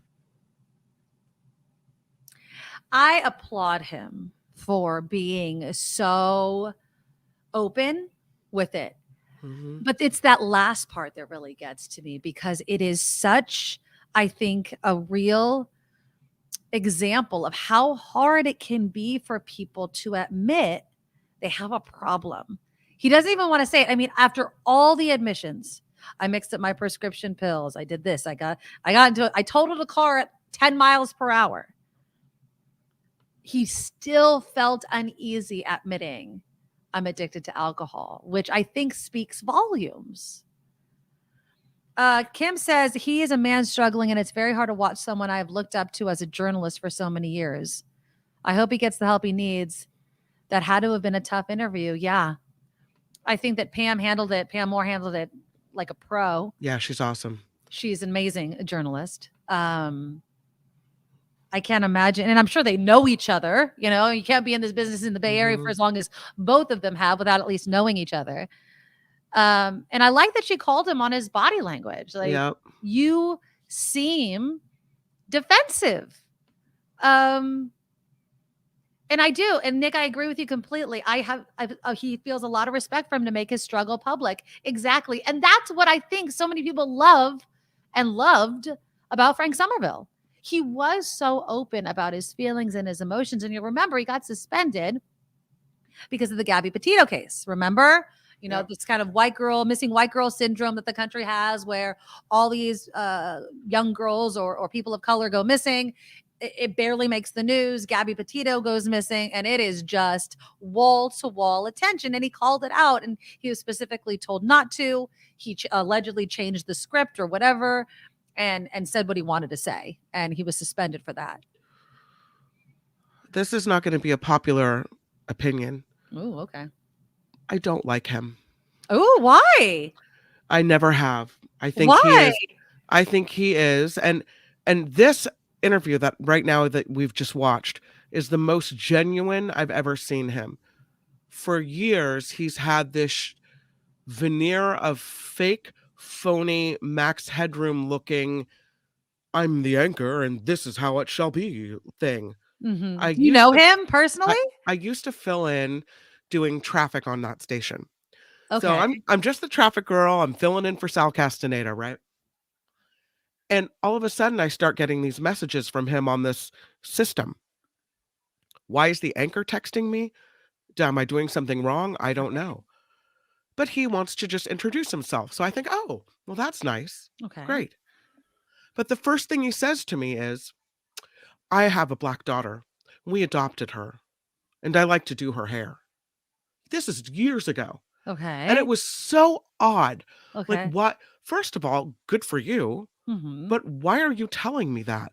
Are you telling me that because you adopted a child as a do-gooder and you want people to, like, you're telling me this because you think somehow it's supposed to inform my decision about who you are? I found him attention-seeking and strange. That was back then. That was in, God, what was it? I want to say early 2000s. Okay. Really strange guy. Just the way he approached me and what he had to say. That's a little odd to start. It was very off-putting. Okay, but there was no other interaction between you guys? He's texted me a few more times as I filled in, and it wasn't anything that I could say that was wrong with what he was saying, right? But it made you feel like, I can't wait till this guy loses my number. Oh, interesting. I didn't like him. I didn't like him back then because I found him to be kind of a fake, phony attention seeker. And it was, again, very off-putting. So to see him like this, right, without that veneer, without that, this is who I'm supposed to be, so everyone likes me. Right. Just being this genuine person, which is what I want from someone anyway. I find that I like him a lot more in this interview than I ever did when he was texting me, right? Right. Yeah, absolutely. And it makes me wonder, like, you know, one, obviously this was in the early 2000s. And at least according to him, way before any of these issues started. He was, I'm assuming, still married and not having the personal issues that he had disclosed to Pam Moore on that interview. But at the same time, and I'm not making excuses for him, but I think there's also, Yeah. Who hasn't met an anchor? And who said it? Total Ron Burgundy move. Who hasn't met an anchor that doesn't have a bit of an ego, right? So, Well, I have, and his from name is Dan Ashley. And oh, he okay, there you go. is the nicest, sweetest, most down-to-earth, lovely person. Right. I've met him So, too, and yeah. I would agree with you. But I also met Frank Sommerville, and I didn't see any of that. But I never Right. worked with him, and I wasn't Yeah. kind of in his space either. He was in our space Right. at Station X at KGO. So maybe being the visitor versus this is my playground type of thing, I might have seen what you saw. But yeah, I'm not saying that Dan Ashley would have an ego at all, but I just think that there is this reputation, let's say, or stereotype of Right. anchors having some sort of, but not all. You're absolutely right. I can, even as I'm saying this, I can But I think name a in bunch of general, anchors you're who don't. right. I think in general, people that, want to be sent front and center in the media, they do carry an ego with them. Yeah. Yeah. Exactly. John says, I hope he was drunk when he said that or did that. That's just strange to say. It is. I mean, that whole story is odd. If somebody that I don't know led with what you're saying, I'd be like, weird. What did you respond? Like, okay. I mean, you have to stop yourself and go, okay, what am I supposed to say about that? This is the anchor. I'm just the fill-in traffic girl. Yeah. And I think I said something like, oh, that's really great. What a great family story or whatever. I mean, I tried to be, I'm not going to engage like, what are you, a weirdo? I'm not going to say that. So I just kind of said this innocuous thing to make it go away. That's all. Yeah. Natalie asked, but is this interview step 1 to career rehabilitation? That's interesting. Do you think that another Bay Area station, and I'm saying Bay Area so that we would see him again, would pick him up? You think KRON 4 is going to pick him up? No, he's done. You think he's done? Party over. Yeah. Okay. I don't know. I mean, obviously. He's weird. Look at him. He's weird. He's weird. I'm sorry. You want your news from someone credible. You want your news from someone who's got it together. Dude doesn't have it together. He's not credible. He's living on the edge. He's still not ready. Nope. Gone. Copper says, Kim, I totally agree. In the early 2000s, I had season tickets to Cal games, and Frank and his family sat near me. He was always walking around, standing up, glad handing everyone. So attention seeking. Yeah. And you know what's interesting? And maybe it's because I've only been in radio. That's just nothing I can even imagine doing. But I've never been a TV personality. I've had a handful of times where someone's recognized me for some godforsaken reason. And it's the weirdest thing when people come up to you and know your name. I can't imagine being on TV and everybody knows who you are. Right. And if you have a certain type of personality, I could see it going to your head. Like, hey, how you doing? Hey, how you doing? Of course. You're just so used to it. Yeah. And people recognize you everywhere you go. Right. Yeah. I mean, I could see it. But I feel like there is something to be said, and there is a reality to the way stories affect journalists. We had a coworker who was very affected by it and ended up having to quit because of it and seek mental health treatment because after so many stories, he was just profoundly affected. And I, as a human being, you can't help but be affected by the stories that you tell and the people that you meet and the things, it's not just fake. We're not just, talking to talk. These are real things happening, the stories of the day. So I get how that can affect you. And I understand, and I don't discount that, underneath all the veneer and who he thought he had to be and the fakeness, that maybe it was affecting him underneath. Yeah. And that may be why he cracked and why he eventually fell. And I don't want to kick a guy while he's down, but that's just my own perspective of what I thought of him back then. I don't know how you ever get the old Frank Sommerville back, the guy with the, that veneer, that gloss on that him. Ego a bit. That guy's gone. Confidence. Now, what you may get, in his stead may turn out to be someone who's more genuine, someone who's more human, someone who can still report the news. But I don't think that any station will be able to trust him to not do it with his own perspective anymore. That's a good point because of what he did during the Gabby Petito thing. Yeah. Yeah. I don't know if he's done. Again, and I'm I didn't do this story to kick him when he was down. I did it mainly because I think a lot of us can see shades of maybe something that we're going through, someone we know is going through. Mental health is front and center. And yet when we see somebody going through a mental health crisis, what is our response to it?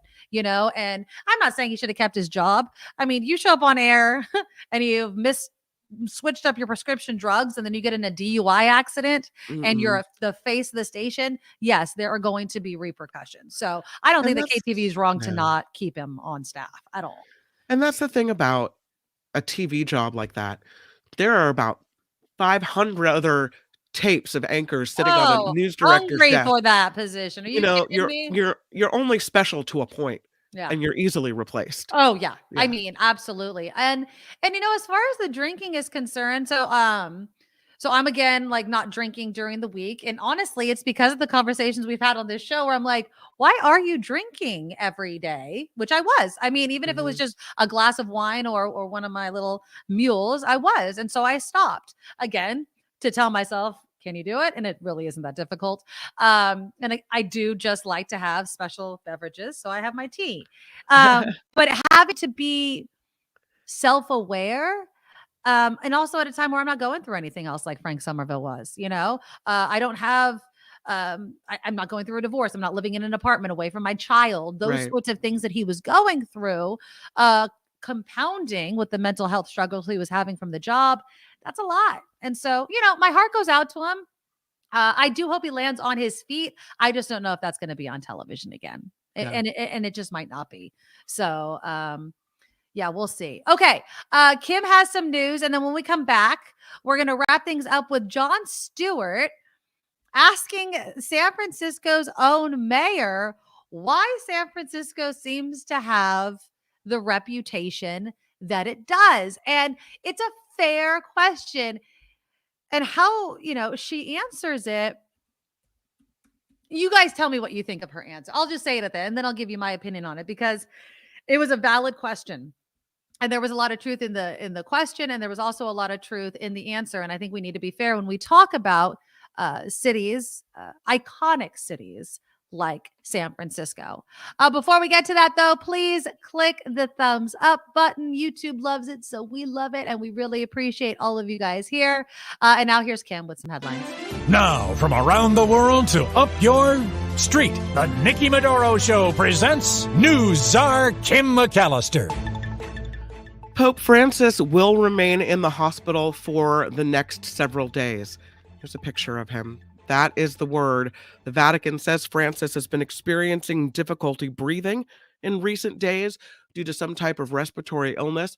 Pope Francis is 86 years old and again, now hospitalized. Nashville police say the shooter who killed 6 people at a private Christian school this week had weapons training. But again, police did not elaborate on what type of training the shooter had. The First Lady is attending a candlelight vigil tonight in Nashville following Monday's deadly school shooting. White House Press Secretary Karine Jean-Pierre saying First Lady Jill Biden will honor the lives of those lost in the shooting at the Covenant School. 3 adults and 3 children, 9 years old. The 3 were killed there. The White House is calling on Republicans to show some courage, pass an assault weapons ban. Today, Press Secretary Karine Jean-Pierre telling reporters it's unacceptable for members of Congress to say there is nothing they can do to curb gun violence. She argued an assault weapons ban saved lives when it was in effect for a decade through the 90s and the early 2000s. A judge in the Alex Murdaugh trial speaking out about decisions he made in the high-profile case. Speaking at Cleveland State University, South Carolina Circuit Court Judge Clifton Newman said he didn't realize Murdaugh's trial would garner attention beyond the state. He sentenced Murdaugh to 2 consecutive life sentences earlier this month after jurors convicted the former lawyer of murdering his wife and his son. Schools in several states were evacuated or put on lockdown after multiple departments received 911 calls reporting active shooters. In Pennsylvania, people across the state responded to numerous schools. Police across the state responded to numerous schools after receiving the calls. Yesterday, more than 24 schools in Massachusetts and Rhode Island were targeted by hoax calls as well. Not funny. These SWAT situations can really scare the heck out of people. You know, I mean, you can't do that. Poor kids. They already have enough to deal with, and now they have the police swarming the school. There is a mom and dad in South Carolina. They are accused of leaving their baby at home to go to the gym. Police in Somerville say the 24-year-old and 23-year-old went to a gym 15 minutes from home while their 7-month-old was home alone. The pair told police they were monitoring the infant using a camera. Both parents were arrested, the child taken into emergency protective services. You think if you're 15 minutes away and you're looking by camera, is that good enough? That is not good enough.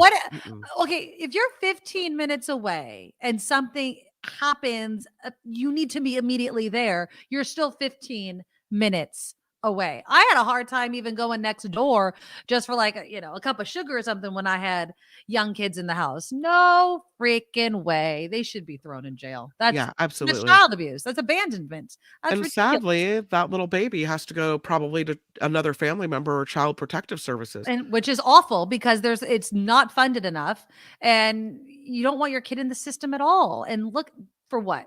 To go out on what were they doing? A dinner? They went to the gym. The gym? Why can't you go separately? First dad goes, then mom goes. Go for a walk with the whatever. kid. How about that? Get your steps in. Jeez Louise. I get that you want to go to the gym and get back to your pre-baby weight or whatever, but that's why you alternate, right? You can't go together anymore. Life has changed for you. Exactly. That's sad. Lord. That is really sad. Lastly, there is a Kansas City Chiefs superfan accused of robbing a credit union in Oklahoma who was due in court Monday but failed to show up. Court records indicate Javier Babudar cut off his ankle monitor and left it in a field where it was found by a court services officer. He was initially arrested in December after allegedly robbing the TTCU Federal Credit Union in Bixby, south of Tulsa. Babudar is known as Chiefsaholic. He would wear a wolf costume to Chiefs games. He posted bond in February and was released with a GPS monitor, and now a new warrant has been issued for his arrest. I was wondering why you were describing him as a Chiefs fan. I was like, what does that have to do with the price of beans? But because everyone knows him because he's the wolf guy. Yeah, that's why. I get it. I get it. All right. I'm Kim McAllister on The Nikki Medoro Show. Can you imagine if my ass got in trouble, what descriptors they would use for me? I mean, you can't say Station X anymore. No. YouTube. Would they ever say Niner Fanatic? YouTuber. YouTuber. Niner Fanatic and YouTuber. I'd have to dress up in a costume, though. Curly-headed cutie, Nikki Medoro. There you go. Cut off her ankle monitor and run off with her mule in hand. As I'm taking my sips. There you go. All right. Again, click that thumbs up button. So I literally, as Kim was doing her news, I saw this tweet by Senator Scott Wiener. This is the tweet. The narrative that California, now the world's 4th largest economy, is imploding has never been true. They said everyone here was moving to Florida.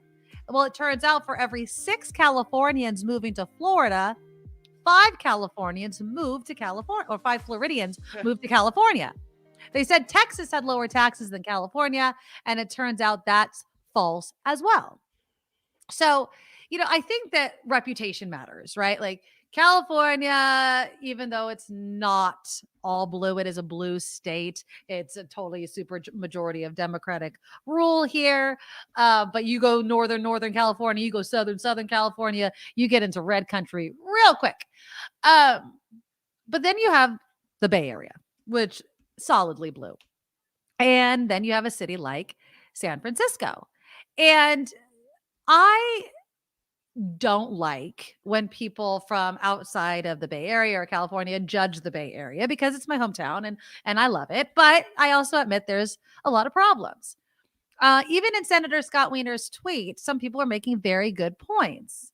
Well, one person, even though this is not necessarily true, wrote, let's be clear, 6 taxpayers left California to go to Florida. 5 drug addicts from Florida came to California. Now, obviously, there's no facts behind that, but I get the mentality, right? You look at the headlines about California, about San Francisco, all you hear is homelessness, crime, drug addicts walking the streets, cesspool, blah, blah, blah, blah, blah. So it totally makes sense that Jon Stewart on his show, The Problem with Jon Stewart, would ask San Francisco Mayor London Breed about the city's reputation. And here's a bit of that exchange. And then you tell me what you think about the mayor's answer. In a city that is known for its kind of ideological leniency and progressive values of aren't we all in this together? But I think, unfortunately, it doesn't take into account the stress that struggle and poverty and drugs put on people who are already battling certain mental health conditions.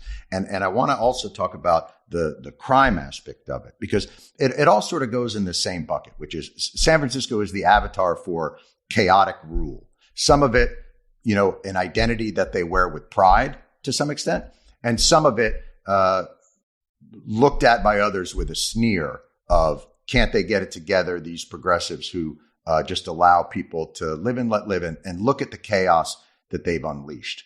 But when you look at the crime statistics in San Francisco versus like in Oklahoma City, which doesn't get any of that attention, you're actually kind of similar.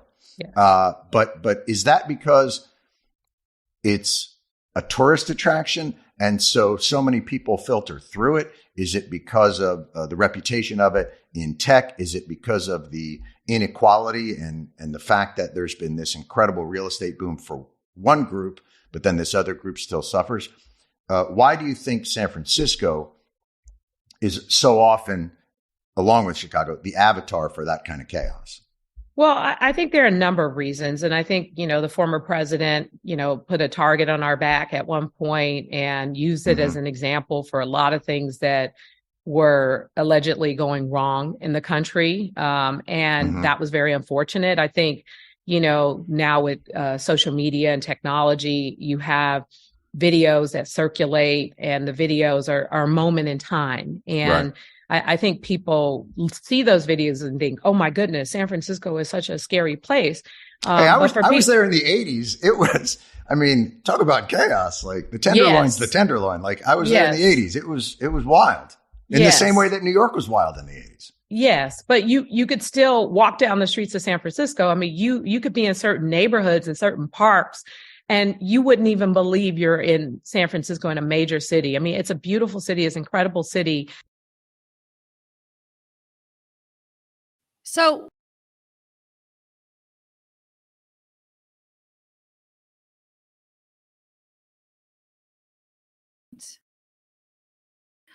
he makes an excellent point of, Oklahoma City, big city, has its own problems similar to San Francisco, yet doesn't get the headlines because, not knocking Oklahoma City, I've never been there, but it's not San Francisco. When you go around and you're like, do you know San Francisco? Have you been there? A lot of people have been to San Francisco. I would imagine fewer people have made Oklahoma City the destination spot like they do San Francisco. So is that it? Is it simply, people pay attention to us because we're California? We have, people pay attention to this glorious state. And so when we falter, it's on full display. Or is there something fundamentally wrong with the way that this city, San Francisco, or state is run? Because it's hard not to see what critics are seeing. It's hard to not see that we are either acting way too slowly or inefficiently. And the inefficiency is what I'm leaning towards. We had this conversation so many times with the nonprofits that deal, let's say, with homelessness and the mentally ill and the drug addicted, especially during COVID, where basically, here's an SRO room and good luck. And then the people that are supposed to be working these nonprofits face to face, they have too many people. There's too many clients. There's no way. The money is spread too thin over too many different organizations. That's my problem. That's the problem I have a problem with. That's where I see the source of the issue with San Francisco is there's too much bureaucracy. There just is. And how do we end the bureaucracy? Well, I think it's easy to point out silliness. When we had in the middle of COVID, the school board in San Francisco trying to change names of 90 schools in the city or whatever it was. Yeah. That's a a national story where you look at what are they doing? What are they thinking about right now? That's the top of their list. Right. So I think, it's easy to pick out stories like that and go, look at those crazy hippie granola weirdos in San Francisco. Yeah. You know? I don't know how we fix it quickly enough. Now, London Breed was asked by Jon Stewart, the mayor of San Francisco was asked by Jon Stewart, if she had found a model that has some efficacy that is an alternative to prison to help the mentally ill and rehabilitate criminals. And she honestly said, not necessarily. This was her quote. She says, when we're trying to change the policies and we start talking about force to force someone into treatment, and then all of a sudden people are like, well, wait a minute, conservatorship. Then she brings up Britney Spears and she says, I don't want to take away somebody's rights. And that I actually do have an issue with. Mm-hmm. Because and I've said this so many times, if you are laying your body on the sidewalk, you in that way are begging for help. And there needs to be a loss of rights, freedoms to get you the help you need because you're not in your right mind. You're not in your right mind. No. And so I just feel like we need to, you can't change laws like that. I mean, there has to be, and I think that's the goal of the care court and things like that. But there has to be a way of forcing people that cannot take care of themselves into a program in which they're getting the care they need. But the infrastructure needs to be there. The social services, the social workers need to be there. And it's not going to happen without a mass amount of agreement with all parties. And that includes those that are part of all of these nonprofits that are getting a little bit of a slice of the pie. Let's see. Karen writes in Texas, it's against the law to be homeless. Huh. Therefore, they can lock them up in prison. And then Texas can claim they do not have a homeless problem when their jails are full of them. Is that true? I didn't know that you could just arrest somebody for being homeless. See, our problem here is we can't arrest you or we can't force you to move on because you have nowhere to go. Right? There are laws against panhandling, but I don't think there are laws against vagrancy in California. Yeah. There are rules and laws in some public parks that you can't camp. Right. So if you're like a homeless guy laying on a park bench or sleeping on the lawn in Golden Gate Park, maybe if they chose to, they could enforce a vagrancy rule that way, but it's not enforced here. I do think that what we also lost sight of and lost control over was just basic sidewalks. Yeah. Right. Look, you can sit down. I'm not saying you can't sit down because I never agreed with that. The no sit laws, right? Like you can't sit here because they're people, they need to relax or whatever. But setting up shop should have never been allowed. They should have nipped that in the bud a long ass time ago and they didn't. Karen goes on to write, the Texas law criminalizes people for trying to survive when there are no other options available. It does nothing to address homelessness, but Texas is not alone in adopting such measures. They obviously, and this is just my opinion, have no problem with filling up their jails with homeless people. Here in California, where our values are different in this instance, don't want to see our jails filled with people that just can't afford to live in a high cost of living area. Tony in San Antonio, I was hoping you were here.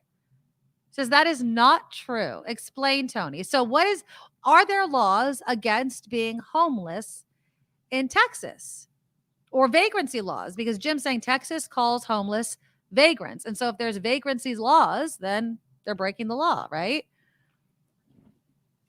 Oh, and Star says in September of 2021, a state law banning homeless encampments took effect September 1st in Texas. Okay, but my question is, you can't camp, which honestly, okay, but is there a place for that person to go? Because here, like in the Bay Area, we can't stop you from setting up shop if we have nowhere for you to go.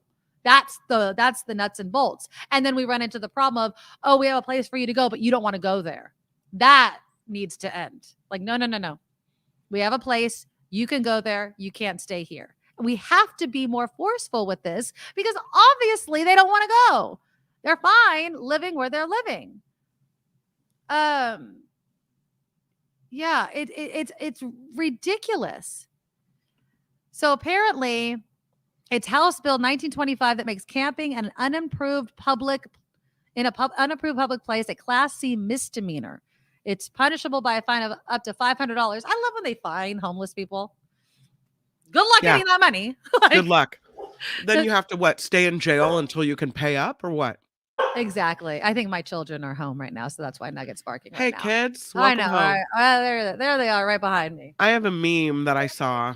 Oh, it's hailing. It's hailing. They had to walk home in the hail. That's fun. Okay. Go ahead. What? I got this. You were talking about California versus Florida and the perception we have of different states.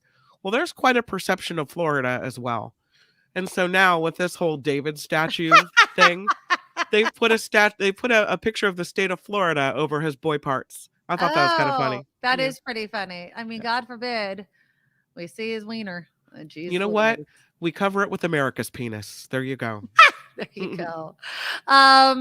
Jay Sellers says, when I visited Texas, I saw a lot of homeless people. All right. You know, it's a tough problem. We're talking about human beings. We want it to be solved, right? I want there to be a shelter for people that need it. I want them, when they're in that shelter, to be counted for.